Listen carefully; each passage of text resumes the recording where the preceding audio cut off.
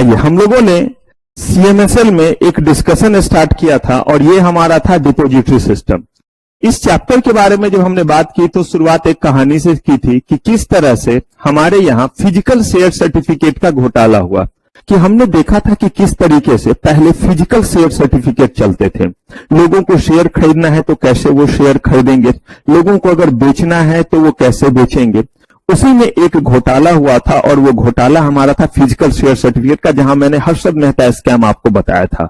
और मैंने आपको ये भी बताया था कि उनके एक कारनामे नहीं थे, ढेर सारे थे, उनमें से एक छोटा सा हमने बात किया था।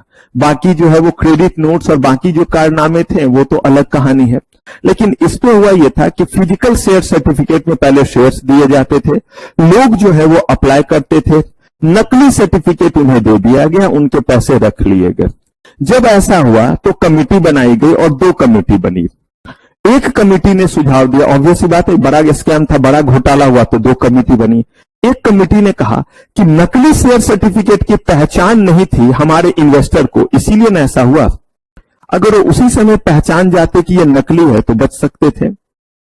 कहा कि इतने समझदार और इसको क्रॉस चेक करने के लिए हर इन्वेस्टर के पास ना तो टाइम है ना इंटेलिजेंस है, दोनों ही बातें हैं। नोट्स कैसे आपके पास नकली आ जाते हैं जो नोट होते हैं, लेकिन यही बैंक के पास जाएंगे तो एक सेकंड में बता देते कि वो नकली, फटाक से रेड क्रॉस लगा देते। ठीक ऐसे ही यहां पे भी उन्होंने कहा कि क्यों ना एक ऐसे बॉडी बनाए डिपोजिटरी सिस्टम के तहत, कहा कि एक ऐसा सिस्टम बनाएंगे जिसमें एक ऐसा बॉडी होगा जिसका काम रहेगा कि लोगों ने अगर शेयर खरीदे हैं तो उनके पास सर्टिफिकेट रहेगा और वो आपको इंटीमेट कर देंगे कि आपके नाम से इतने शेयर आ गए, सर्टिफिकेट हमारे पास है। फिर कल के डेट में जब आप बेचना चाहेंगे तो उनको बोलेंगे कि इनको बेच दीजिए, उनको ट्रांसफर डीड दे देंगे। इससे होगा ये कि वो सर्टिफिकेट की पहचान करेंगे, तुरंत कंपनी से पूछेंगे कि क्या ये सर्टिफिकेट आपने इशू किया या किसी ने जो है फोटोशॉप में जाकर के नकली सर्टिफिकेट छापा और किसी को क्या कर दिया, दे दिया। दूसरा जो है वो कमिटी जो था वो दूसरा सुझाव दिया, उन्होंने कहा कि हम क्यों ना शेयर्स में डील ही ना करें, फिजिकल फॉर्म में हम डील करें इलेक्ट्रॉनिक फॉर्म में। का इसका मतलब कहा कि जैसे एक तरीका हुआ कि हम और आप जो एक दूसरे को नोट दें और तब जो है वो पैसे का ट्रांजैक्शन करें, पैसे दें, फिजिकल फॉर्म में दें। और दूसरा हुआ कि आप बैंक अकाउंट में ट्रांसफर कर दें। अगर बैंक अकाउंट में आप ट्रांसफर करेंगे तो कभी भी असली नकली नोट का लफड़ा लगेगा, लेकिन अगर हम और आप मैनुअल ट्रांजैक्शन कर रहे हैं तो नहीं पता, ना आप उतना एक्सपर्ट ना मैं इतना एक्सपर्ट, हम दोनों इंटेंशनली ऐसा नहीं कर रहे, फिर भी आपके और हम तक जो है वो कौन सा नोट पहुंच सकता है, नकली नोट पहुंच सकता है। तो दूसरे ने कहा कि हम जो है वो क्या करेंगे, हम जो है इलेक्ट्रॉनिक फॉर्म में शेयर्स को अपने पास रखेंगे, लोग इलेक्ट्रॉनिक फॉर्म में शेयर्स में डील करेंगे। कहा अच्छी बात है, लेकिन अगर हम ऐसा करेंगे तो जब हम इलेक्ट्रॉनिक फॉर्म में पैसे में डील करते तो हमें एक सिस्टम बनाना पड़ा। और कौन सा सिस्टम बनाना पड़ा, बैंकिंग सिस्टम। और उस बैंकिंग सिस्टम में सबसे ऊपर आरबीआई, फिर बैंक और फिर कौन, क्लाइंट। लोगों को अगर बैंक की तरह काम करना है तो वो लाइसेंस लेंगे, हमें और आपको जो है इलेक्ट्रॉनिक फॉर्म में जो है वो पैसे में ट्रांजैक्शन करना है तो हमें और आपको इस बैंकिंग सिस्टम का हिस्सा बनना पड़ेगा और हम और आप अपने पसंद के बैंक के पास जाकर के अपना अकाउंट ओपन करेंगे, राइट। लेकिन हम और आप आरबीआई के पास जाके अकाउंट ओपन नहीं करेंगे। लेकिन अगर बैंकों ने कुछ गड़बड़ घोटाला किया तो शिकवा शिकायत लेके हम कहां जाएंगे, आरबीआई। तो पूरा का पूरा एक सिस्टम बना। ठीक वैसे ही यहां पे कहा गया कि एक सिस्टम बनाना पड़ेगा और उस सिस्टम का नाम दिया गया डिपोजिटरी सिस्टम। जिस तरह से बैंकिंग ट्रांजैक्शन अगर होता है तो हम बैंकिंग सिस्टम में इन करके करते हैं। अगर आपका अकाउंट नहीं है और मेरा अकाउंट है तो मैं आपको इलेक्ट्रॉनिक मोड में पैसा नहीं दे सकता। जब तक दोनों के दोनों लोग, हर कोई जो भी इलेक्ट्रॉनिक फॉर्म में पैसे में डील करना चाहता है उसको इस सिस्टम में कहीं ना कहीं क्या करना पड़ेगा, इन करना पड़ेगा। ठीक वैसे ही कहा गया कि एक सिस्टम बनाया गया, उसका नाम पड़ा डिपोजिटरी सिस्टम। तो बैंकिंग सिस्टम को रेगुलेट करने के लिए आरबीआई रेगुलेशन बना, आरबीआई एक्ट बना, बैंकिंग रेगुलेशन एक्ट बना, बैंकिंग रेगुलेशन बना। ठीक वैसे ही कहा गया कि डिपोजिटरी सिस्टम जो बनाएंगे उसके कंपोनेंट कौन होंगे। कहा बैंकिंग सिस्टम के तो कंपोनेंट हो गए, आरबीआई हो गया, बैंक हो गया और क्लाइंट हो गया। वैसे ही कहा कि इस डिपोजिटरी सिस्टम के जो है वो कौन कौन से जो है वो क्या होंगे, कंपोनेंट होंगे। तो कहा इसके कंपोनेंट हमारे जो होंगे वो कंपोनेंट हो गया डिपोजिटरी, डिपोजिटरी पार्टिसिपेंट और क्लाइंट, हम और आप। जैसे वहां पे हम सेविंग अकाउंट ओपन करते थे, यहां जो अकाउंट ओपन करेंगे इसका नाम क्या है, डीमैट अकाउंट। नाम दे दिया गया डीमैट अकाउंट, पढ़ा नहीं है, पढ़ेंगे इसके बारे में। जैसे वहां आरबीआई था वैसे यहां पे कौन है, डिपोजिटरी है। जैसे वहां पे जो है वो बैंक था, वैसे यहां पे कौन है? Depository participant. कहा कि हम और आप डिपोजिटरी पार्टिसिपेंट के पास, यानी जैसे बैंक में जाके सेविंग अकाउंट ओपन करते हैं, वैसे डिपोजिटरी पार्टिसिपेंट के पास जाकर के कौन सा अकाउंट ओपन करेंगे? Demat account. जैसे जो है वो आरबीआई के पास जाकर के जो है वो आप बैंक बनते हैं, वैसे ही आप जो है डिपोजिटरी पार्टिसिपेंट बनना चाहते हैं तो अपने पसंद के डिपोजिटरी के पास जाइए और उनका पार्टिसिपेंट बन जाइए, उनका एजेंट बन जाइए। ठीक है। आपके किए गए सारे चीजों की अकाउंटेबिलिटी किसके ऊपर आएगी? डिपोजिटरी, वो आपको रेगुलेट करेगा। कहा गया कि हमने और आपने जो है वो डीमैट अकाउंट ओपन कर लिया तो हमारा और आपका इस सिस्टम के साथ तो कनेक्शन हो गया। और मैंने कहा कि जब तक इस सिस्टम में कहीं भी जुड़ेंगे नहीं, तब तक इस सिस्टम के तहत हम काम कर नहीं पाएंगे। तो यहां पे आप तो जुड़ गए, आपने डीमैट अकाउंट ओपन कर लिया अपने पसंद के किसके? डीपी के पास। और पसंद के डीपी का मतलब आपको मैंने बताया था कि जितना ज्यादा आप जो है वो मॉडर्न टेक्नोलॉजी चाहेंगे, उतना ही ज्यादा एनुअल मेंटेनेंस चार्ज और उतना ही ज्यादा अकाउंट ओपनिंग फी लगेगा। ठीक वैसे ही अगर आप बहुत सारा फैसिलिटी बैंक में चाहते हैं तो प्रिविलेज अकाउंट वगैरह ओपन कीजिए, वो आपसे जो है वो ज्यादा अमाउंट जो है वो क्या कराएंगे? मिनिमम बैलेंस में रखेंगे और आपसे एएमसी भी ज्यादा लेंगे। उस केस में एनुअल मेंटेनेंस चार्ज, चाहे कार्ड का हो चाहे नेट बैंकिंग का हो, 1200 1500 रुपए एनुअल मेंटेनेंस चार्ज ले लेते हैं। लेकिन यही अगर आपका नॉर्मल अकाउंट है तो 150 रुपया, 120 रुपया ऐसे करके जो है नॉर्मल डेबिट कार्ड का मेंटेनेंस का चार्ज लेते हैं। तो यहां पे भी आप अपने पसंद के डीपी के पास जाइए। तो हमने और आपने जो है वो डीमैट अकाउंट में एंट्री तो कर ली। डीमैट अकाउंट में कैसे एंट्री कर ली? हमने जो है वो डीपी के पास डीमैट अकाउंट ओपन कर लिया तो हम डिपोजिटरी सिस्टम के पार्ट बन गए या नहीं बन गए? लेकिन जो चीज हमें लेनी है वो है इलेक्ट्रॉनिक फॉर्म में शेयर्स।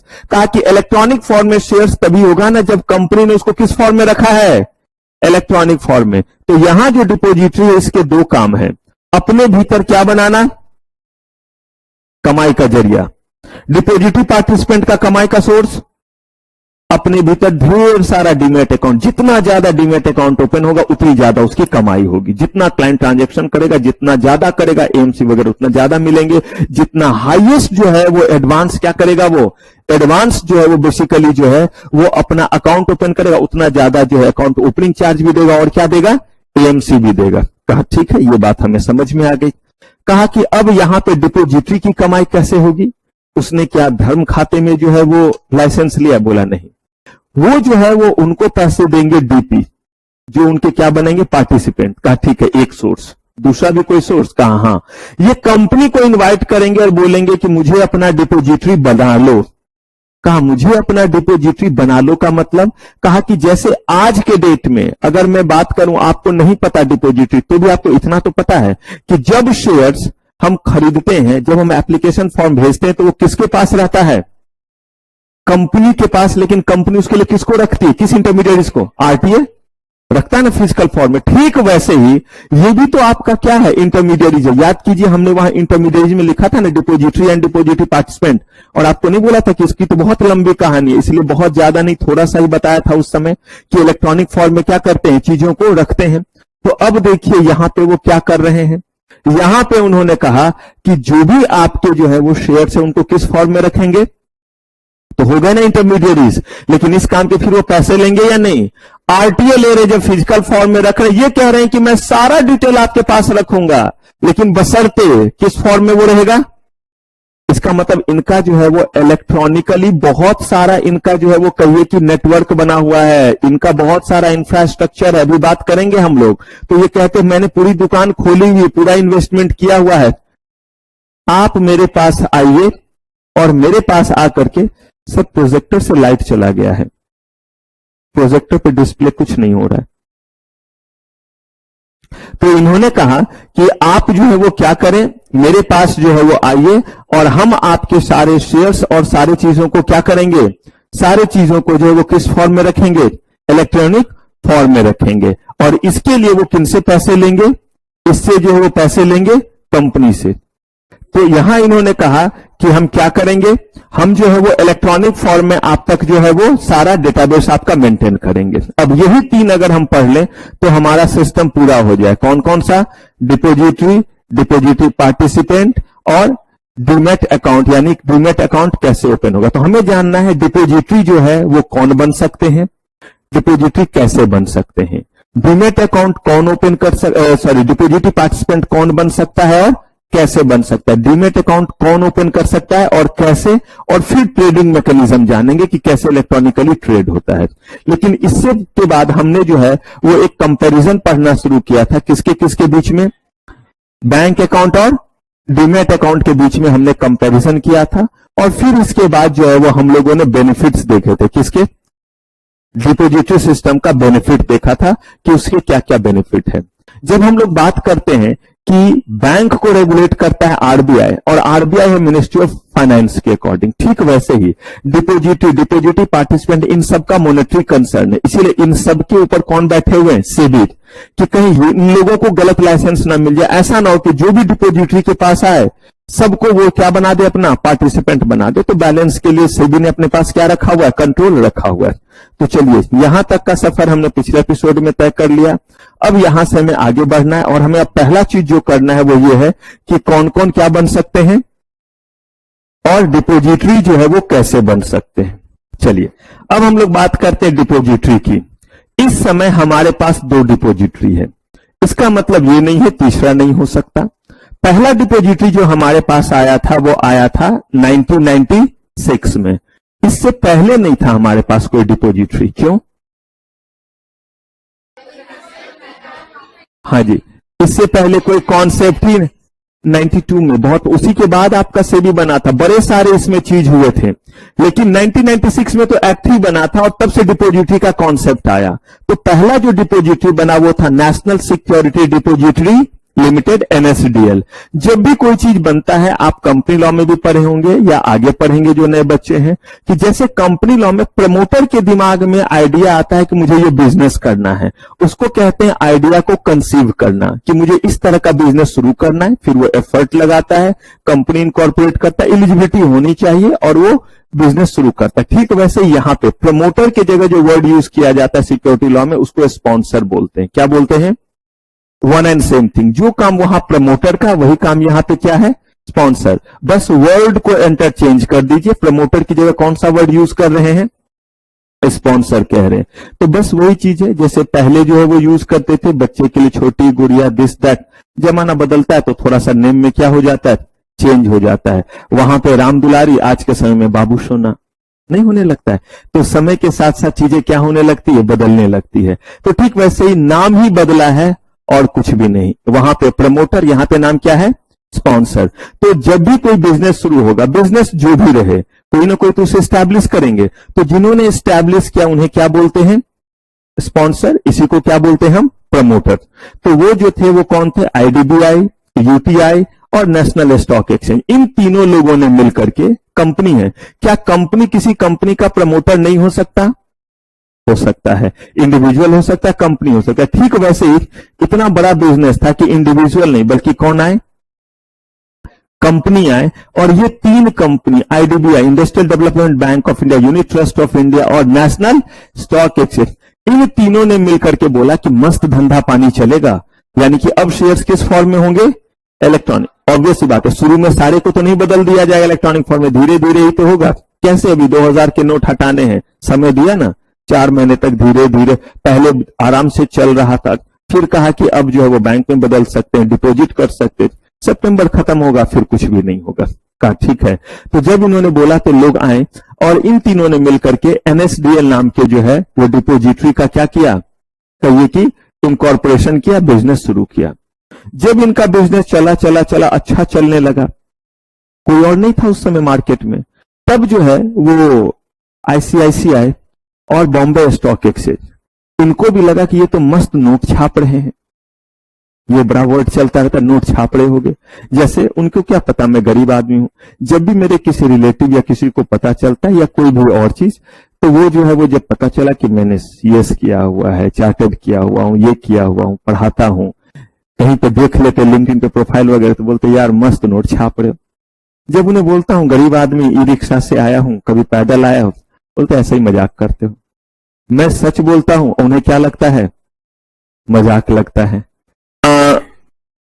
आपको एक बहुत अच्छा एस्पेक्ट बताता हूं। आपने नाम लिया टीचर और बाकी का, तो सुनाता हूं, तब आते हैं इसी चीज पे कि दो प्रोडक्ट आपके पास है, ठीक है, और चलिए टीचर से निकलते हैं, जरा डॉक्टर पे आते हैं, नहीं तो डायरेक्ट हो जाएगा प्रोफेशन पे।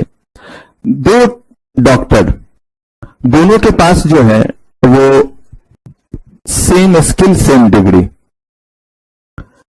और सेम इंस्टीट्यूट, जो उनका अपना क्लिनिक है, सेम फैसिलिटी, दोनों के पास उतने ही पेशेंट, सब कुछ सेम। एक डॉक्टर जो है वो गुड लुकिंग नहीं है और एक जो है वो शानदार, जानदार, जोरदार।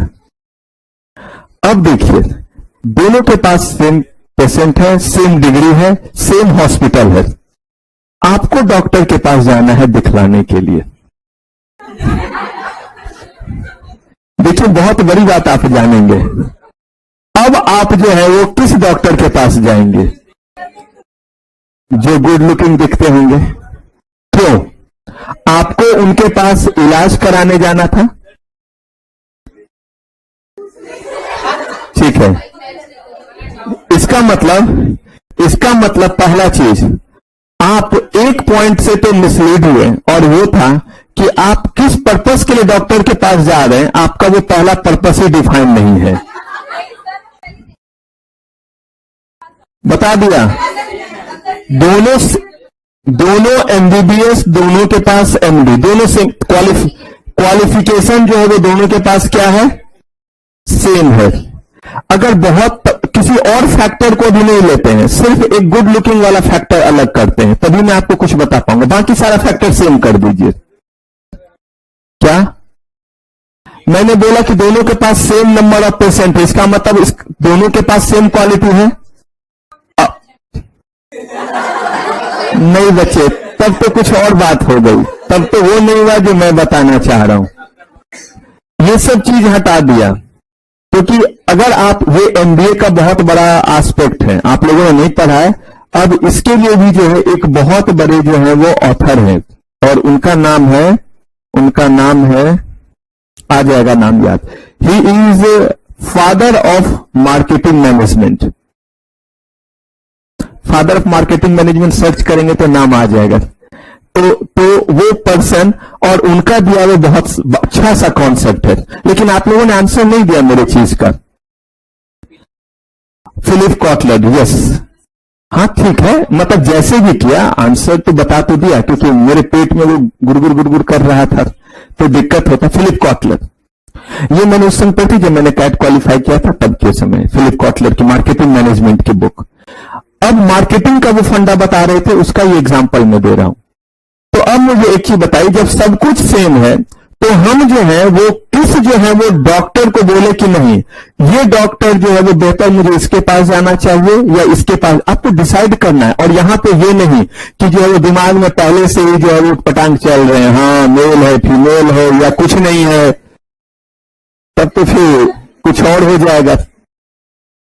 तो ये नहीं, बताइए कैसे दोनों में डिस्टिंग्विश करें? आप जाएंगे गुड लुकिंग, लेकिन क्यों? आप तो इलाज कराने गए ना, जो ज्यादा बेहतर इलाज करे, तो आप कह रहे होंगे कि सब कुछ तो आप ही ने बोला सब सेम है, तो ये तो एक्स्ट्रा हो गया, तो क्यों ना एक्स्ट्रा चीज के साथ जाएंगे, कि वहां जाएंगे तो इलाज तो दोनों सेम ही करेगा। लेकिन अब जरा सोचिए, एक वो डॉक्टर, ध्यान से, कि जिसके पास सेम डिग्री है, सब कुछ सेम है, एक्सपीरियंस भी सेम, सारा पैरामीटर सेम है, और वो डॉक्टर गुड लुकिंग नहीं है, फिर भी उसके पास उतने ही पेशेंट हैं, फिर भी उसके पास, इसका मतलब कहीं ना कुछ स्किल तो ज्यादा आया, कि गुड लुकिंग नहीं होने के बावजूद भी जो है वो क्या हुआ, उतने ही पेशेंट को लेकर के क्या किया हुआ है, बैठा हुआ है। तो इसका मतलब कहीं ना कहीं तो उसके स्किल में जो है वो डिफरेंशिएशन आ गया या नहीं आ गया। और अगर नहीं होता, क्योंकि आपने खुद बोला है कि ज्यादा लोग जाना चाहते जो गुड लुकिंग के पास है, इसका मतलब है कि उस डॉक्टर में कोई एक जो है वो ट्रीटमेंट का फैक्टर ऐसा था जिसके कारण जो है वो उसके इस गुड लुकिंग नहीं होने के बावजूद वहां पे लोग ज्यादा क्या हो रहे पहुंच रहे हैं। तो ये भी बेसिकली मार्केटिंग का फंडा है कि अगर वो चीज मार्केट में जो है वो उतना ज्यादा एडवर्टीजमेंट नहीं होने के बावजूद इतने लोगों तक पहुंचा है, इसका मतलब अंदाजा लगाइए कि उसकी क्वालिटी क्या है। तो वही जब मार्केटिंग करने के लिए जाते तो देखते हैं कि उसको कितना खर्च किया गया, उस पे इतना प्रोडक्ट, ये इसका मतलब कहीं कुछ उसमें एक्स्ट्रा है। तो आइए अब जरा हम आ जाते हैं किस पे, डिपोजिटरी। तो कुछ टीचर जो अच्छे नहीं दिखते हैं उसके पास भी बच्चे क्या होते हैं, अब ये कहेंगे सर गलती से पहुंच जाते हैं। चलिए तो गलती से ही सही। तो अब यहां पे हम लोग आते हैं, हमारा पहला जो विंग है उसका नाम क्या है, इस सिस्टम का पहला कंपोनेंट कौन है, डिपोजिटरी। दूसरा डिपोजिटरी पार्टिसिपेंट। तो डिपोजिटरी बना, पहला डिपोजिटरी हमारा बना NSDL, national securities depository limited. इनकी दुकान 1996 में खुली और अच्छी चली। जब इनकी दुकान जो है वो अच्छी चली तो क्या हुआ, जब इनकी दुकान अच्छी चली तो जाकर के जो है वो 1999 में एक और डिपोजिटरी आ गए जिनका नाम है सेंट्रल डिपोजिटरी सर्विसेज लिमिटेड। तो अब जो है यहां पे दूसरी दुकान भी खुल गई। ठीक है, इनके स्पॉन्सर कौन, आईसीआईसीआई और बीएससी। कहा कि ये जो दो हैं इसके अलावा क्या इस समय कोई और है, तो बोला इस समय हमारे पास कोई और डिपोजिटरी नहीं है, अभी हमारे पास यही दो है जो चल रहे हैं। अगर हम और आप कहीं सोचें कि एमएसडीएल सीडीएसएल इसी तरह से है तो हम लोग भी जो है एसकेएलएल खोल लें, शेयर खरीदने लिमिटेड। अगर हमारा ऐसा कोई विचार है तो हम जरा चेक कर लें कि क्या हम एलिजिबिलिटी क्राइटेरिया में फिट आ रहे हैं। यानी कि जो डिपोजिटरी के लिए एलिजिबिलिटी क्राइटेरिया दिया हुआ है, याद रखिए एलिजिबिलिटी क्राइटेरिया डिपोजिटरी का नहीं दिया हुआ है, एलिजिबिलिटी क्राइटेरिया दिया हुआ है स्पॉन्सर का, कि कौन कौन जो है वो डिपोजिटरी बनने के लिए एलिजिबल स्पॉन्सर है। तो अगर एग्जाम में कहीं दे दें कि what is the eligibility criteria of depository, तो उसको करेक्ट मत करने लगिएगा। This answer should be better framed at what is the eligibility criteria of a sponsor for becoming the depository। ऐसे करने के बजाय सीधे क्या दे देंगे, आंसर दे देंगे। तो यहां पे हम लोग अब जरा चलते हैं और देखते हैं कि कौन कौन से लोग क्या बन सकते हैं, डिपोजिटरी बनने के लिए एलिजिबल हैं। अगर उनके विचार आए कि हमें क्या बनना है, डिपोजिटरी, तो क्या कोई भी आदमी मुंह उठा के आए और फटाक से क्या बन जाए, डिपोजिटरी बन जाए, कहा कि नहीं।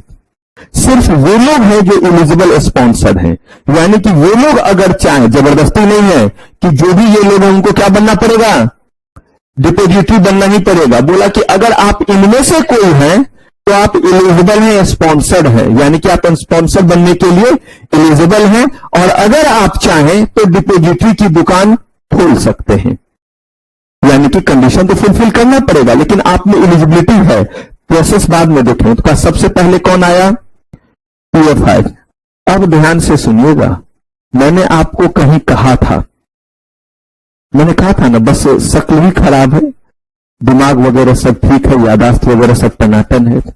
मैंने आपको कुछ पढ़ाते वक्त कहा था, रादर कहा नहीं था, धमकी दी थी कि डिपोजिटरी पढ़ाते वक्त मैं इसका जिक्र करूंगा और उस समय आपसे जो है वो पूछूंगा कि हमने जो है वो पीएफआई का जिक्र जो है वो इससे पहले कहां किया था। तो अब आप मुझे बताइए कि इससे पहले हमने पीएफआई का जिक्र कहां किया था। जिनको जिनको याद आएगा बस हाथ उठा लेंगे। 3 हाथ मुझे दिखे हैं, 4।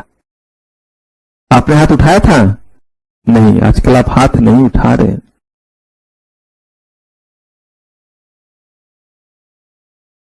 चलिए और एक, हाँ जी साइन बाग, हाथ उठाना चाह रहे हैं या गेमबाजी? बताइए, पहले आप ही हाथ उठाया है, बताइए। Participant of, very good. वहां पे हमने क्या चर्चा किया था इसका, कि ये क्या करते हैं, छोले कुलचे बेचते हैं।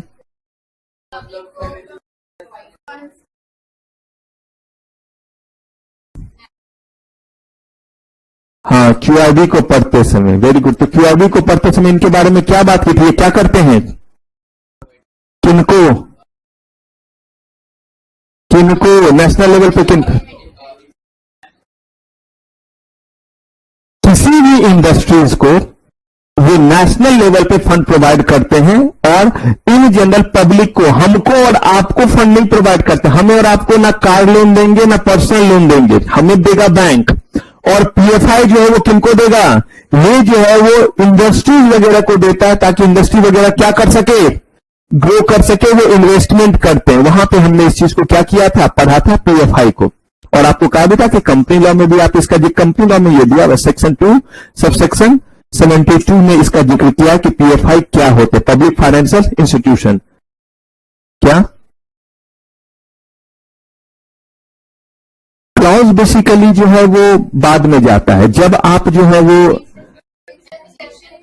हाँ इसीलिए क्लॉज बोल देते हैं, सही कह रहे हैं। अब जो है वो इसके आगे जब आप जाएंगे तो फिर क्लॉज आ जाएगा और क्या आ जाएगा, सब क्लॉज आ जाएगा। तो अब जब आप यहां पे पढ़ते हैं इसको तो कहा गया कि पीएफआई करता क्या है, तो पीएफआई का काम है क्या करना, पीएफआई का काम होता है इंडस्ट्रीज वगैरह को लोन देना। इसका मतलब पीएफआई एलिजिबल है क्या बनने के लिए, अब यही एलिजिबल है तभी जाकर के आपका यही तो पीएफआई ही तो था, आईडीबीआई, यूपीआई, आईसीआईसीआई। याद कीजिए, ICICI bank is bank but ICICI is what, IDBI bank is bank but IDBI is PFI. ये ऑलरेडी हमने डिस्कस किया भी था, ठीक है। इसका मतलब अगर हम पीएफआई हैं तो हम एलिजिबल हैं क्या बनने के लिए, ठीक है।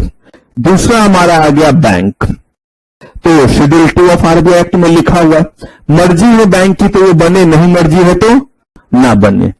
Foreign bank operating in India with permission of what, अरे इंडिया में अगर कोई बैंक है तो उसको तो बिना आरबीआई के हम परमिशन ही नहीं दे सकते वर्क करने का, ये बस लिखने की बात है। इसका मतलब foreign bank, bank, Indian bank, ये एलिजिबल हो गया। और कौन एलिजिबल हो गया, पीएफआई। स्टॉक एक्सचेंज, और यहां ब्रैकेट में लिखा हुआ सिक्योरिटीज कॉन्ट्रैक्ट रेगुलेशन एक्ट, पढ़ाऊंगा आपको जब स्टॉक एक्सचेंज पढ़ाऊंगा, यानी कि सेकेंडरी मार्केट, तब वहां बात करेंगे। यानी अगर आप स्टॉक एक्सचेंज बनने का लाइसेंस लिए हुए हैं तो आप चाहे तो क्या बन सकते हैं, डिपोजिटरी बन सकते हैं। यानी डिपोजिटरी बनने के लिए आप एलिजिबल हैं, और एलिजिबल थे तभी तो देखिए ना, यहां पे भी एक स्टॉक एक्सचेंज है, नेशनल स्टॉक एक्सचेंज, और यहां पे भी एक है स्टॉक एक्सचेंज। कहा ठीक है। कहा कि इसके बाद institution engaged in providing what, financial services outside India and approved by, ठीक है। और एक कह रहे हैं कि any body corporate engage in providing, इसका मतलब इसके अलावा कोई और नहीं, वैसी कंपनी जो क्या प्रोवाइड कर रही है, और फाइनेंशियल सर्विसेज का मतलब वो कौन प्रोवाइड कर रही है, फाइनेंशियल सर्विसेज, बैंक तो ऑलरेडी आ चुका है, अब कौन बचा, एनबीएफसी, फाइनेंशियल सर्विसेज, इनसे भी आप लोन लेते हैं, बस इनके पास कौन सा अकाउंट ओपन नहीं होता, saving account, current account, demand deposit ये नहीं करते। एफडी इनके पास कर सकते हैं, फिक्स डिपोजिट कर सकते हैं, सेविंग अकाउंट में जब मर्जी तब आप पैसे निकाल सकते हैं, इसी चीज को बोलते हैं डिमांड डिपोजिट। क्या बोलते हैं, तो डिमांड डिपोजिट जो है ये एक्सेप्ट नहीं करते, इसके अलावा सारा चीज करते हैं कौन, पीएफआई, एनबीएफसी। तो यहां पे जो है any body corporate engage in what, providing what, financial services, वो इस दायरे में आता है। अब वो बने ना बने that is a different thing, लेकिन देखिए फिर इफ बट लगा हुआ है, और वो क्या लगा हुआ है, पहला कंडीशन कि वो क्या प्रोवाइड कर रहा हो, लेकिन हर फाइनेंशियल सर्विस प्रोवाइड करने वाला कंपनी स्पॉन्सर बनने के लिए एलिजिबल नहीं है, किसके, डिपोजिटरी के। तो कहा कि आगे देखिए, where at least what 75% of equity capital held by any of the institution mentioned 1 to 4 jointly और separately।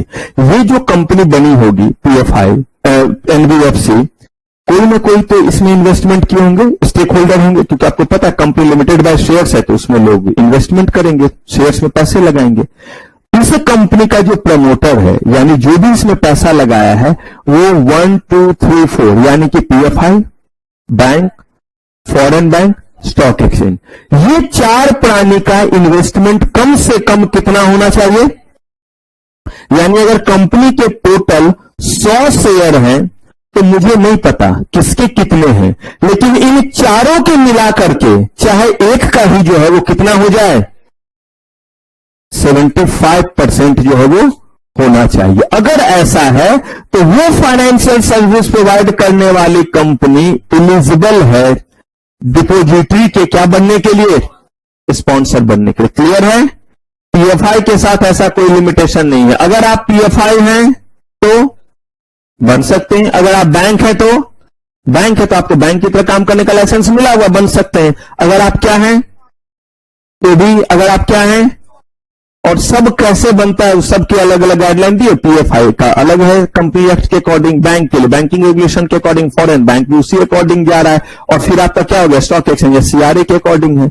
अगर आप ये एंटिटी हैं तो बन सकते, लेकिन आप जो है अगर फाइनेंशियल सर्विस प्रोवाइड कर रहे तो उसका तो आपने लाइसेंस लिया है आरबीआई से फाइनेंशियल सर्विस प्रोवाइड करने का। कंपनीज एक्ट के तहत कंपनी भी है, लेकिन सिर्फ इतने से नहीं होगा। एक और चीज है कि आपके कंपनी में 75% स्टेक किनके पास होना चाहिए? Bank, foreign bank, PFI, stock exchange, इनका मिलकर के या अकेले, जैसे भी हो होना चाहिए। क्लियर है ये बात? और सबसे लास्ट में लिखा है कि कोई और फाइनेंशियल सर्विस प्रोवाइड करने वाली, बोला अभी तो आपने बोला फाइनेंशियल सर्विस, अंतर इतना ही है कि इंडिया में नहीं है, कहा इंडिया से बाहर के हैं, लेकिन तब उनको क्या हुआ है, अप्रूव्ड बाय सीजी से उनको क्या मिला हुआ है, अप्रूवल। और ये जो वर्ड लिखा हुआ है इसका बहुत बड़ा मतलब है, इसका मतलब है कि ये ऑटोमेटिक रूट नहीं हुआ। अब ये क्या ऑटोमेटिक और नॉन ऑटोमेटिक रूट है, इसका जवाब आपको मिलेगा जब मैं आपको फेमा पढ़ाऊंगा, और उस दिन मैं आपसे पूछूंगा कि ये ऑटोमेटिक और ये नॉन ऑटोमेटिक का इससे पहले मैंने कहां जिक्र किया है, पहले ही सुना दिया। तो ये आपको उस समय बताऊंगा जिस समय मैं फेमा पढ़ाऊंगा, फॉरेन एक्सचेंज मैनेजमेंट एक्ट। गलती से मैं ही पढ़ाऊंगा, लेकिन इस सब्जेक्ट में नहीं। कौन से वाले में? इकोनॉमिक लॉ वाले में। वहां पे बात करें, क्योंकि इंडिया से बाहर के लोग पैसे लगा रहे हैं ना, फॉरेन एक्सचेंज की बात है, तो इसलिए वहां पे इन करेगा। तो कह रहे परमिशन लेना पड़ेगा, और approved by home, CG. Clear है ये बात? यहां पे कह रहे नॉर्मल रूप से जाना रहेगा, कहीं कोई बाकी अप्रूवल है, जो प्रोसेस उसको फॉलो करेंगे, तो ये लोग बन सकते हैं। अब यहां पे मैं आपको दे रहा हूं एक क्वेश्चन कुछ इस जगह पे, तो आप अभी जो है वो देखिए। कंपनी का नाम क्या है? पीके फाइनेंशियल लिमिटेड, पीके नहीं, पंकज कुमार। तो ये जो है वो फाइनेंशियल सर्विसेज क्या है, लिमिटेड है। और इक्विटी शेयर इन्होंने कितने इशू किए हैं? 100, और मिनिमम कितने हैं? और कहा कि अब मैंने आपको सिचुएशन दे दिया केस 1। ये जो मैंने आपको सिचुएशन दिया, मैंने सजा करके दिया है। एग्जाम में ऐसे सजा करके नहीं दे करके इस लैंग्वेज में लिख देगा, जो आपको बड़ा टफ सा लगने लगेगा, और आपको बताना रहेगा कि वो एलिजिबल है स्पॉन्सर के लिए या नहीं है। तो देखिए केस 1 में जो मैंने लिखा है कि पीएफआई का कितना शेयर है, बैंक का कितना 20, फॉरेन बैंक का कितना, आपको यहां पे बताना है यस या नो। तो यहां पे आपका केस 1 में टोटल कितना हो गया? ठीक है, हमने जो पढ़ा है उसके अकॉर्डिंग 75, तो ये होगा नो। सेकेंड में, लेकिन सिर्फ और सिर्फ इसमें तो 2 ही लोग हैं, पीएफआई और बैंक तो है नहीं। ठीक है, कंबाइंडली भी हो सकते हैं और सेपरेटली भी। तो यहां अकेला है, लेकिन 80% है। ठीक है, तो यहां पे क्या हो गया? यस हो गया। यही बेसिकली आपका जो है वो आंसर है। क्लियर है? चलिए, अब हमने ये तो देख लिया, क्या देख लिया? हमने बेसिकली ये तो देख लिया कि कैसे जो है कौन कौन पर्सन जो है वो क्या हो सकता है, एलिजिबल है किस चीज के लिए? डिपोजिटरी के लिए, स्पॉन्सर बनने के लिए। यानी कि इन लोगों के ऊपर क्या कंपल्सन है, लेकिन इनके अलावा कोई और मुंह उठा के आ सकता है? नो। लेकिन इनको कहा गया कि आप एलिजिबल तो हैं। जैसे आप एग्जीक्यूटिव में एडमिशन लेते हैं, कब? या तो सीएसईटी या ग्रेजुएट, यही 2 कैटेगरी है ना। तो अगर आप इस जो है वो क्राइटेरिया को फुलफिल कर लेते हैं, तो अगला काम क्या करते हैं? आप डायरेक्टली जो है वो president of institute of company secretary of India को कहते हैं, चुटकी बजाते हैं और कहते हैं मेरे घर आ जाइए, स्वैप मशीन लेकर के आना, और साथ में इंस्टीट्यूट का बुक वगैरह, स्टाम्प वगैरह, आई कार्ड वगैरह सब घर पे आप दे जाइए। ऐसा ही होगा? कुछ प्रोसेस फॉलो करेंगे या नहीं? याद रखिए, एलिजिबिलिटी के बाद प्रोसेस है। जो एलिजिबल ही नहीं है उसके लिए अगला प्रोसेस वाला कोई चीज ही नहीं मैटर करता, लेकिन जो एलिजिबल है उसको क्या करना पड़ेगा, ऑनलाइन कीजिए या ऑफलाइन कीजिए। ऑनलाइन भी कीजिएगा तो भी प्रोटोकॉल दिया हुआ है कि किस साइट पे जाकर के करेंगे, किस तरह से रजिस्टर करेंगे, कैसे पेमेंट करेंगे। ऑफलाइन कीजिएगा तो बताया हुआ है कहां कहां जाकर के करेंगे। ठीक वैसे ही हमने एलिजिबिलिटी देख लिया, अब जरा चेक करते हैं इनका क्या, कैसे प्रोसेस करेंगे ये। तो सबसे पहले application shall be made by home, sponsor.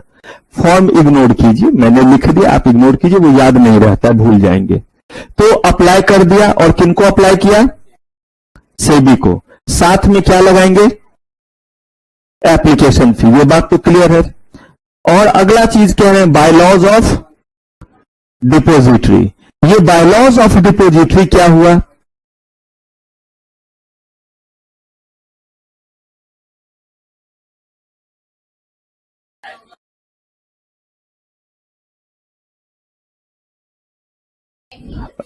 अच्छा,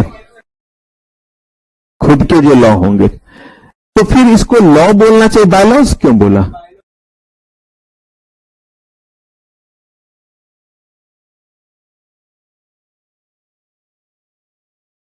मैंने आपको एक अपने टाइम टेबल की कहानी सुनाई थी, सुनाया होगा। अच्छा, ये टॉपिक नहीं आया होगा, सुनिए मेरी एक और दर्द भरी कहानी, समझ में आ जाएगा बायलॉज।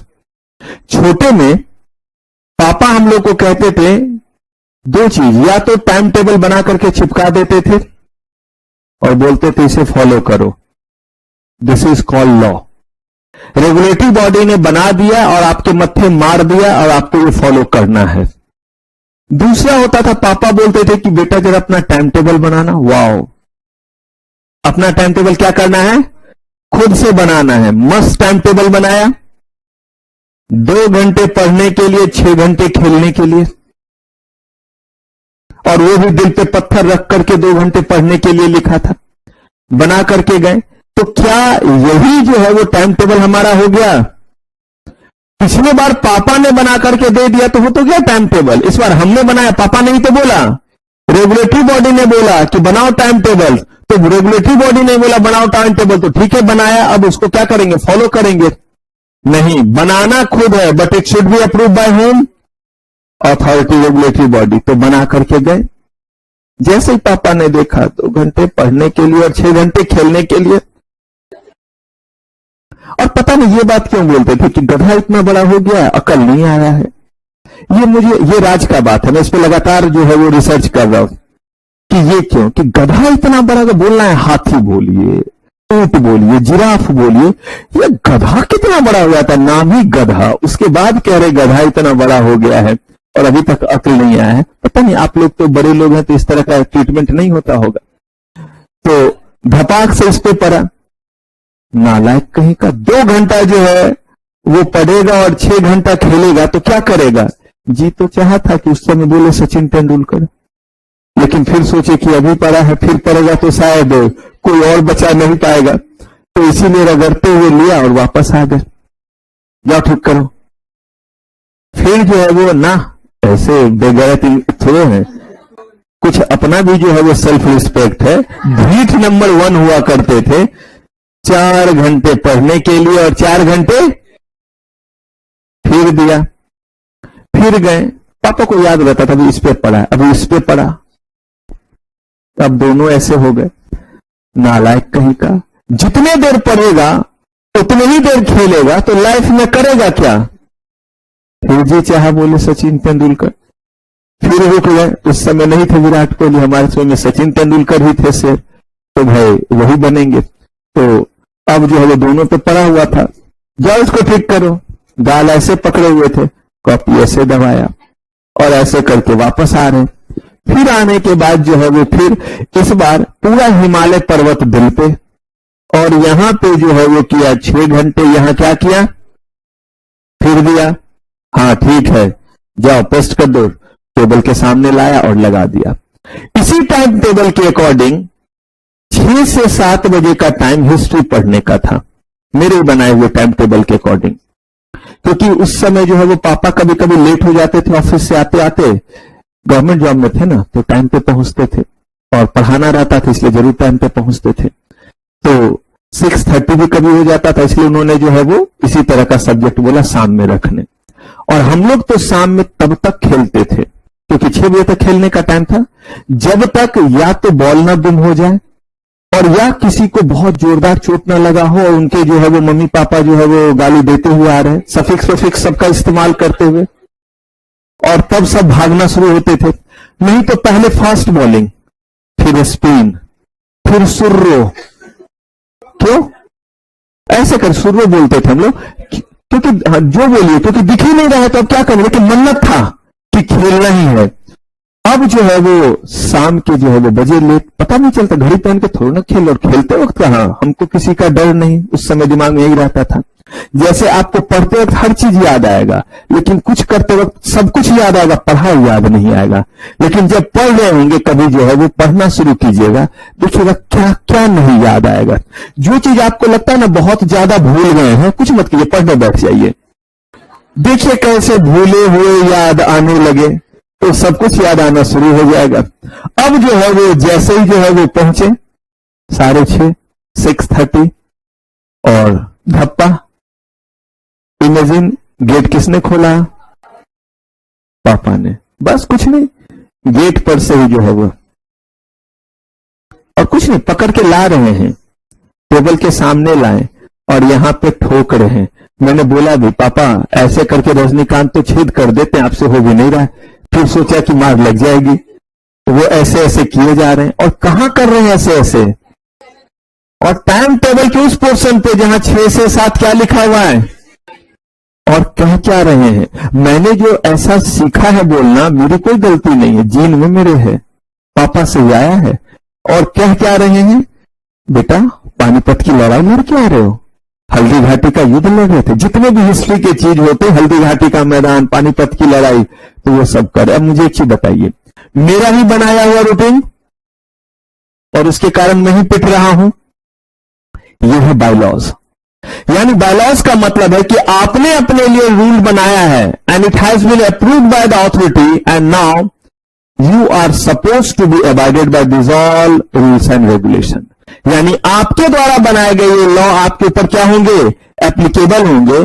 जब भी ऐसा चीज होता है तो इसको क्या कह देते हैं, बायलॉज, और नहीं तो फिर लॉ, जो सीधे आपके मत है, पापा ने सीधे रूटीन बना लिया। तो इस बायलॉज में सारा लिखा हुआ है, हमारा वर्किंग स्टाइल, हमारे पास डीपी कैसे होंगे, क्या उनको टर्म्स कंडीशन फुलफिल करने पड़ेंगे, हम कैसे जो है इंडेमनिफाई करेंगे, हम कैसे लोगों को कंपनसेट करेंगे, कुछ फ्रॉड हो गया तो कैसे करेंगे, सारा बात लिखा हुआ है। ठीक है, लेकिन सेबी इसको क्या करेगी, वेरीफाई करेगी। सबसे पहले आप एलिजिबल स्पॉन्सर हैं या नहीं, दूसरा आपके बायलॉज में सारी बातें सही है या नहीं, कर दिया। अब यहां पे कह रहे हैं कि no defect found in application, possible, सब कुछ सही है। अगर एप्लीकेशन में कोई डिफेक्ट नहीं है तो ऐसे केस में आपको जो है वो सर्टिफिकेट ऑफ रजिस्ट्रेशन दे दिया गया, इग्नोर फॉर्म, क्या दे दिया गया, सर्टिफिकेट ऑफ रजिस्ट्रेशन आपको दे दिया गया। सर्टिफिकेट ऑफ रजिस्ट्रेशन अभी दिया गया है, ये सर्टिफिकेट ऑफ रजिस्ट्रेशन जो आपको दिया गया ये अभी नहीं दिया जाता अगर इसमें कोई क्या निकल जाता, लेकिन डिफेक्ट निकलने पे ये नहीं कि सब कुछ खत्म, आपको इन चीजों को ठीक करने का क्या दिया जाता, मौका दिया जाता। और आपको जो मौका दिया गया तो कितने दिन के भीतर, याद रखिए, अगर 30 दिन के भीतर आप आ जाते हैं चीजों को ठीक करके तो यही वाला एप्लीकेशन फी जो है वो वैलिड है। और अगर फिर 30 दिन में नहीं आते हैं तो पुनः उसको भवा शुरुआत कहां से करनी पड़ेगी, एकदम पहला स्टेज से स्टार्ट करना पड़ेगा। अब आपने ठीक कर दिया तो ठीक करके दोबारा क्या कर दीजिए, फाइल कर दीजिए, कोई एप्लीकेशन फी दोबारा देने की जरूरत नहीं है। अब आपको क्या मिल गया, रजिस्ट्रेशन। देखिए, रजिस्ट्रेशन मिलना, आपसे जो भी पैसे लिए गए हैं वो नॉमिनल अमाउंट लिए गए, वो सिर्फ और सिर्फ लिए गए एप्लीकेशन को प्रोसेस करने का। ऐसा इसीलिए कि हो सकता है कि आपकी चीजें जब हम तक पहुंचे और हम उसे देखना शुरू करें तो पॉसिबल आप स्पॉन्सर के कैटेगरी में नहीं आते, आपने फाइनेंशियल सर्विस का दिया है और पता चला कि आपकी कंपनी में 65% ही हो रहे, जिनका हमने कहा है, किनका किनका, stock exchange, bank, foreign bank और पीएफआई का, पॉसिबल। या आपके बायलॉज जो है वो एक्सेप्टेबल नहीं है, बायलॉज में चेंज करने की जरूरत है, कुछ भी हो सकता है। तो ऐसे केस में अगर हम आपसे ज्यादा पैसे ले लेंगे तो एप्लीकेशन अमाउंट काट के तो पैसे लौटाने पड़ेंगे। तो इसीलिए हम आपसे रजिस्ट्रेशन फी नहीं लेते हैं, सिर्फ क्या लेते हैं, एप्लीकेशन फी लेते हैं। याद रखिए, बहुत जगहों पे आप जो है वो एडमिशन लिया, आपने सिर्फ और सिर्फ छोटा सा अमाउंट पे किया, दैट इज सिर्फ एप्लीकेशन फी। रजिस्ट्रेशन आपका जब होगा तो जितने पे जो है एग्री टर्म्स कंडीशन पे जितने अमाउंट पे, चाहे मॉड 1 हो मॉड 2, जिस पे बात हो उतना आप क्या करेंगे, पे करेंगे। तो इसीलिए यहां पे इन्होंने सारा पैसा नहीं लिया आपसे, सिर्फ क्या लिया है, एप्लीकेशन फी। और सब कुछ सही रहने पे क्या लेंगे आपसे, नहीं तो नहीं, अगर आप एलिजिबल रहे तो एप्लीकेशन पे डिडक्ट करके सारा पैसा लौटाना पड़ेगा। अननेसेसरी बताइए, काम बढ़ा या नहीं बढ़ा, सेबी का भी काम बढ़ा और जो पैसे दे रहे उनके लिए भी क्या हुआ, अननेसेसरी का काम आ गया। तो यहां पे इन्होंने बोला कि आप जो है वो अब रजिस्ट्रेशन फी हमें क्या कीजिए, पे कीजिए। और कितना समय दिया इसके लिए, रजिस्ट्रेशन फी पे कर। अगर 15 दिन में रजिस्ट्रेशन फी नहीं आया तो कोई बात नहीं है, किस मोड से शुरू करें हम ये जिंदगी, तो फिर इसी मोड से शुरू करना पड़ेगा। तो यहां से फिर क्या होगा, फिर शुरुआत। तो 15 दिन के भीतर आप रजिस्ट्रेशन फी क्या कर दीजिए, दे दीजिए। डिपोजिटरी के काम बताइए,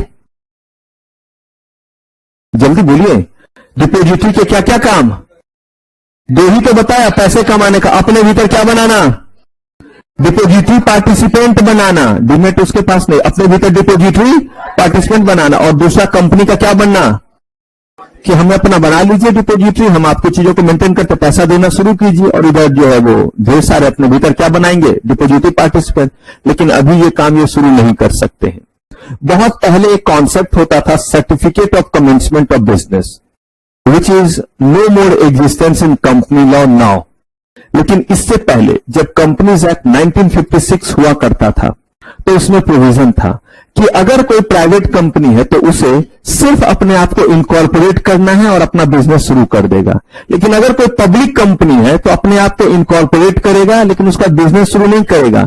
उसके बाद उसे certificate of commencement of business क्या करना पड़ेगा, लेना पड़ेगा। उसके बाद ही वो क्या कर सकता है, उसके बाद ही जो है वो बिजनेस को स्टार्ट कर सकता है। याद रखिए, सर्टिफिकेट ऑफ कमेंसमेंट ऑफ, फिर मैं आपको कह रहा हूं अब ये एग्जिस्टेंस में, यानी अब दोनों में से ना पब्लिक कंपनी को ना प्राइवेट कंपनी को, दोनों में से किसी को certificate of commencement of business की जरूरत, प्राइवेट को पहले भी नहीं था, पब्लिक को भी हटा दिया, लेकिन यहां पे आज भी ये बचा हुआ है।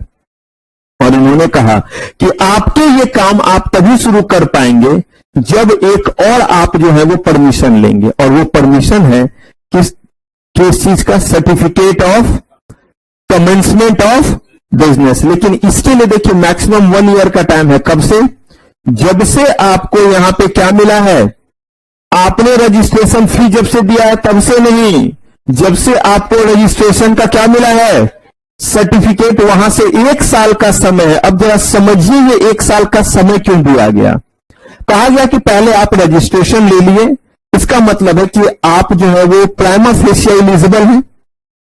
अब आप जो है वो क्या कीजिए, अब आप जो है वो सारा का सारा ऑफिस स्पेस लीजिए और नेटवर्क वगैरह के लिए भी इंतजाम कीजिए, क्योंकि बहुत सर्वर वगैरह पे कॉस्ट आता है। टेक्नोलॉजी बहुत रिच रहता है डिपोजिटरी का, तभी आज के डेट में डिपोजिटरी को ही पैन वगैरह का काम दिया गया, क्योंकि इतना इनके पास जो है वो सोफिस्टिकेटेड सिस्टम है और इतना सिक्योर सिस्टम है डेटा को रखने का, क्योंकि डेटा लीक नहीं होना चाहिए।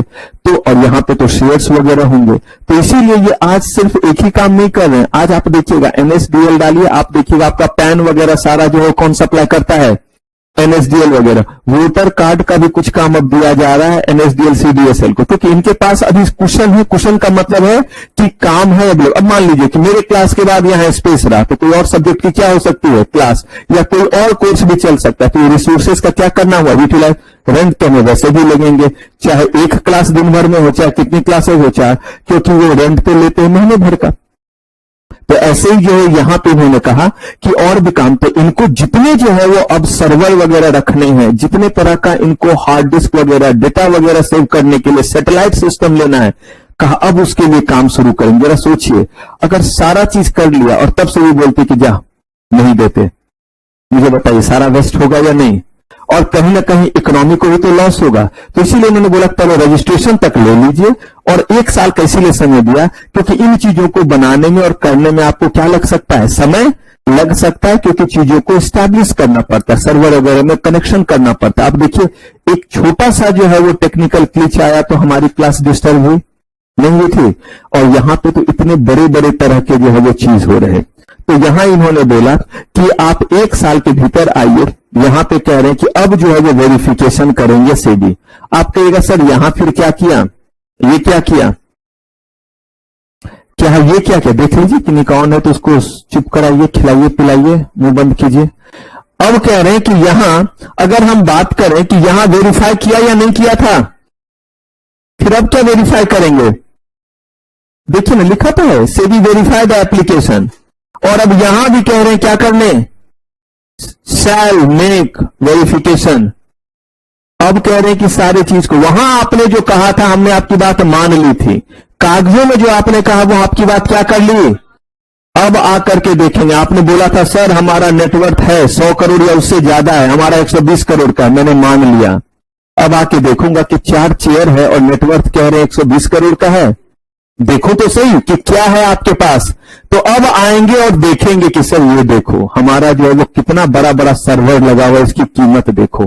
हमने जो है अपने चीजों को क्लाउड में रखा हुआ है, यानी और वो एक जगह नहीं है, हमारा इंडिया में नहीं बल्कि वर्ल्ड के अलग अलग 4 जगहों पे हमने डेटा को रखा हुआ है। यानी हम आपके सारे सिस्टम को देखेंगे कि आपका जो पहले तो बायलॉज वगैरह अप्रूव्ड है, और दूसरा अपने बायलॉज के अकॉर्डिंग जो जो आपने बोला वो सारा सिस्टम देखें, कैसा टेक्नोलॉजी अडॉप्ट किया है, नेटवर्क सिस्टम कैसा है, डेटा सुरक्षित है या नहीं, आपने इंक्रिप्शन डिक्रिप्शन इन चीजों के लिए टेक्नोलॉजी रखा है या नहीं। जब मैं आपको इंफॉर्मेशन टेक्नोलॉजी एक्ट बताऊंगा तो थोड़ा बताऊंगा भी इंक्रिप्शन डिक्रिप्शन। अभी बस इतना जान लीजिए कि जब डेटा आपका जा रहा होता है तो वो जो है वो इनक्रिप्ट हो जाए, यानी कि जो आपने भेजा है उस फॉर्म में नहीं रहेगा। आपने लिखा हाय कैसे हो, अब वो जो है वो अजीब सा चै चू पे पू, अब लेकिन जहां जाएगा जिसके पास गया है वहां जाकर के जो है वो क्या हो जाए, वहां जाकर के फिर क्या हो जाए डिक्रिप्ट, और वो जो है वो इस चीज को पढ़ पाए। फिर जो है वो जब मैसेज दे कि नहीं, अब जैसे आपने लिखा कि चेचा पेपू, उन्होंने बोला ठीक हूं, तब उधर से जो क्या हो गया वो वहां पे वैसा रहा, और आपके पास जब आएगा तो क्या दिखे, ठीक हूं। बिल्कुल वैसे ही समझिए कि स्कूल वगैरह में या कॉलेज वगैरह में एक लेवल तक ये काम चलता था, और वहां पे जो है वो इस तरह का ऐसे ऐसे करके जो है वो कुछ चीज लिखे जाते थे। और इसको जो है नहीं बाइनरी तो 0-1 से चलता है, लेकिन हम लोग भी जो है वो मोर्स कोड कहते थे इसे, और मोर्स कोड तो जो है वो वाकई में जो है वो यूज किया गया था, स्काउट एंड गाइड लोग यूज करते थे, सेना भी यूज करती थी संदेशा भेजने के लिए। मतलब अगर मान लीजिए कि हम ही और आप मिलकर के कहते हैं कि सर ऐसा करेंगे, ये हो गया ए पॉसिबल, ये जो है ये हो गया बी, ऐसे करके ए से जेड तक अगर कर लिया तो संदेशा नहीं भेज सकते। तो यही तो हो गया, आपने भेजा और मैंने भेजा, मेरे पास जब आएगा तो मेरे पास कोड है, मैं उसे क्या कर लूंगा, पढ़ लूंगा। यही कारनामा शुरू मत कर दीजिएगा कि मतलब कुछ बोला तो फिर इसको प्रैक्टिकल ही कर ले, बाकी जो बता रहा हूं उसका प्रैक्टिकल मत कीजिए, लेकिन जितने भी जो है वो बकवास बताऊं उसका तुरंत क्या कर लें, प्रैक्टिकल। तो ये बेसिकली तरीका हुआ जिससे हमने संदेशा भी पहुंचा दिया और किसी को पता भी नहीं चला। इंजीनियरिंग कॉलेज वगैरह में जो है वो इतने बड़े बड़े डैश लेटर लिखे जाते थे, और वो जो है वो इसी तरह के किस कोड में जाते थे, और बड़े शान के साथ बोलते थे ये ले, ये जरा डैश को दे दियो, जो भी समझ गए दे दियो। वो भी देख रहा है क्या है, कहीं कुछ पता नहीं चला। अब उसकी इच्छा बस एक ही हो रही कि भगवान भले मैं 2 साल रह जाऊं पहले जो है वो सेमेस्टर में, लेकिन बस इसका जो है वो कोड वाला कागज मिल जाए और देखूं कि डिकोड करके किसने लिखा क्या है, और जान के सब अब सब अपना अपना बना करके चलते थे, क्योंकि अगर कॉमन हो गया तो फिर क्या होगा, फिर क्या फायदा, सब समझ ही गए तो फिर ये बनाने से क्या फायदा। तो कह रहे जो भी हो ऐसे करके आपने डेटाबेस सिस्टम बनाया नहीं। नेटवर्क सिस्टम जो होता है वो सैटेलाइट टेक्नोलॉजी से चलता है डिपोजिटरी का, ना कि आपका जो है वो चलता है किससे, जो आप इंटरनेट देखते हैं इससे। मैंने शायद आपको बताया भी था, आज के समय में जो भी बच्चे ऑनलाइन देख रहे हैं वो इंटरनेट के थ्रू देख रहे हैं, लेकिन ऐसा पहले नहीं था। मैं बात कर रहा हूं 2010 की, 2009-10 में ही। उसी समय मेरा जो है वो क्लास जाता था ऑनलाइन, और वो जो है वो सैटेलाइट से जाता था। उसमें वही टेक्नोलॉजी यूज की जाती थी जो आप अपने घर में टीवी देखने के लिए इस्तेमाल करते। छतरी लगाना पड़ता था सेंटर पे, और बच्चों के पास इंडिविजुअली क्लास नहीं भेजी जाती थी। रीजन ये कि उस समय जो है वो बहुत ज्यादा जो है वो चांसेस कि उसको कॉपी कर लिया जाएगा बाकी चीजों का। तो सेंटर पे बच्चा बैठा हुआ, जैसे यहां है वैसे किसी और सेंटर पे, और ये सेंटर के ऊपर बड़ा सा डिश लगा हुआ है। तो यहां से जो है वो सिग्नल गया, और वहां वो सिग्नल बिल्कुल वैसे जैसे हम और आप एंटीना लगाते हैं, कैसे चैनल बदलते हैं, तो टेन स्पोर्ट्स आया और ये बदला तो जो एनडीटीवी आ गया। तो कह रहे हैं कि ये सारा का सारा सिस्टम आपका जो है वो लगा हुआ है, यानी वो आकर के क्या करेंगे, सेबी के ऑफिसर्स वेरीफाई करेंगे, और साथ ही साथ देखेंगे कि आपने इंडेमनीफाई करने का प्रॉपर इंतजाम किया है या नहीं। देखिए इंश्योरेंस भी है। कहा क्या मतलब, अरे आपके भीतर जो डीपी हैं यानी कि डिपोजिटरी पार्टिसिपेंट बनेंगे, कल के डेट में उन्होंने कुछ गड़बड़ घोटाला किया, लोगों का नुकसान हुआ, तो आप कहां से देंगे? तो बोलते हैं हम देंगे। बोले आप कहां से देंगे? आपके पास पैसे होने चाहिए।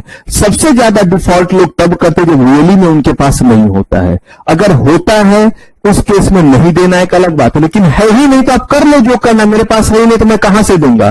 तो उन्होंने बोला कोई बात नहीं, पहले से इस बात के लिए इंश्योरेंस प्रीमियम भरना क्या कर दो, शुरू कर दो, कि अगर कल के डेट में हमारे जो है वो डीपी से कुछ गड़बड़ हुई, डीपी से तो वसूल लेंगे हम, लेकिन हमें अगर देना पड़ा तो उसके लिए हम पहले से हर महीने क्या देते रहते हैं, प्रीमियम देते रहते हैं। ये वही एस्पेक्ट हो गया कि आप देखे होंगे कि बड़ी बड़ी कंपनीज को कहा, हमने कितने सारे एक्ट में भी पढ़े हैं कि कंपनी को बोला गया कि आप इंश्योरेंस लेकर के बैठे।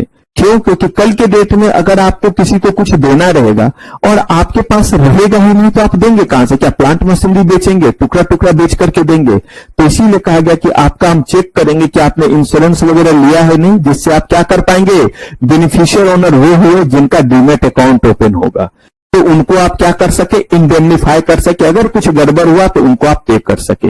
यानी कि आपके टेक्नोलॉजी से लेकर के आपके हर एस्पेक्ट को चेक करेंगे, आपके नेटवर्क को भी चेक करेंगे, और आपने क्या इंतजाम किया हुआ है जिससे बेनिफिशियल ओनर को किसी तरह का नुकसान ना हो, और अगर हो तो आप उसको क्या कर सके, कंपनसेट कर सके। भले बाद में वसूली कार्यक्रम आप किससे करते रहना, अपने डिपोजिटरी पार्टिसिपेंट से करते रहना।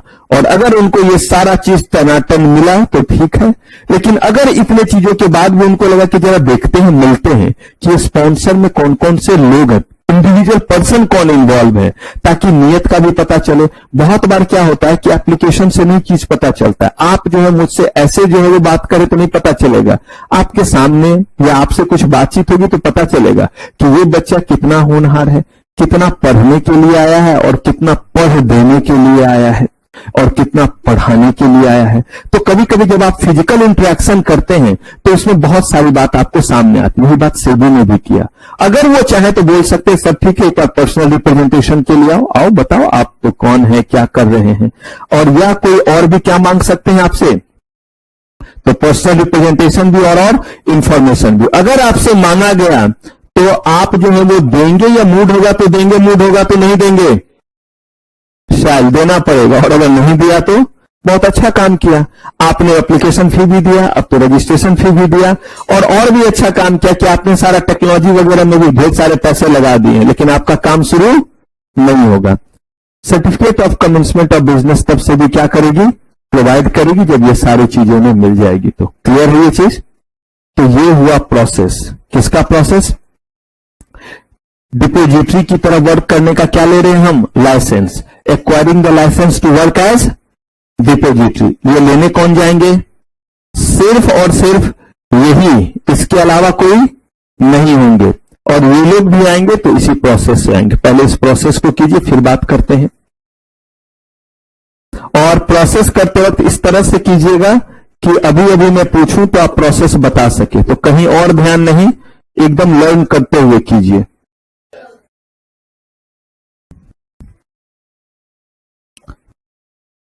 अब देखिए यहां पे हमने डिपोजिटरी के बारे में पढ़ लिया, लेकिन क्या कहीं पे दिया हुआ है कि डिपोजिटरी को जो लाइसेंस मिला है ये कब तक वैलिड रहेगा, क्या ये मेंशन है? अगर डिपोजिटरी में ये मेंशन ही नहीं है कि उसका लाइसेंस कब तक जो है वो वैलिड होगा, इसका मतलब जब तक सूरज चांद रहेगा तब तक डिपोजिटरी का नाम रहेगा। कहा कि अगर नहीं मेंशन है तो ऐसा ही हुआ, क्योंकि आपने तो कुछ मेंशन किया ही नहीं कि लाइसेंस का लाइफ कितना है।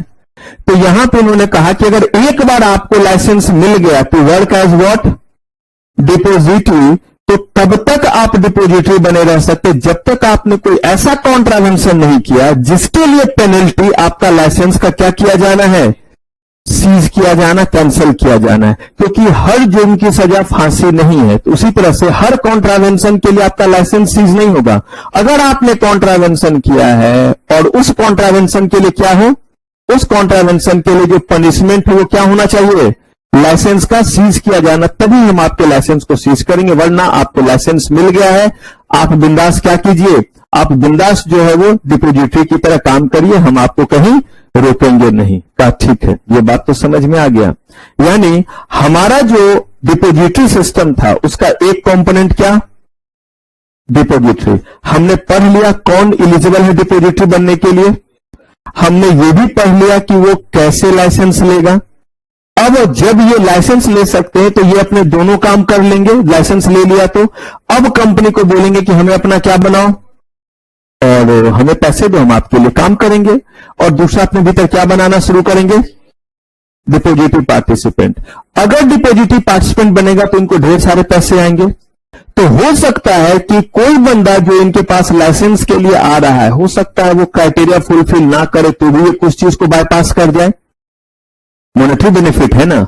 तो इसके लिए कहा गया कि क्या डायरेक्टली डिपोजिटरी जो है वो लाइसेंस दे दे डिपोजिटरी पार्टिसिपेंट को, या सेबी लाइसेंस दे। और अगर सेबी लाइसेंस दे तो फिर डिपोजिटरी बीच में क्या करेगा, तब तो डिपोजिटरी का कोई काम ही नहीं रह गया।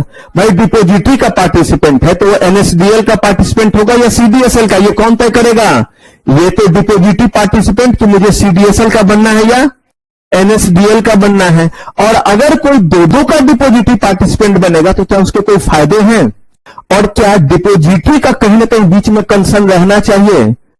साथ ही हमें एक बैलेंस भी बनाना पड़ेगा कि पूछे भी इनसे, क्योंकि इनके भीतर वो काम करेंगे। तो एनएसडीएल सीडीएसएल बोलेगा कि मैं चोर उचक्कों को अपने भीतर नहीं रखूंगा, इनका पहले से डिफ्रॉड का, इन्होंने पहले मार्केट में ऐसे किया, ये कंसर्न हो सकता है या नहीं।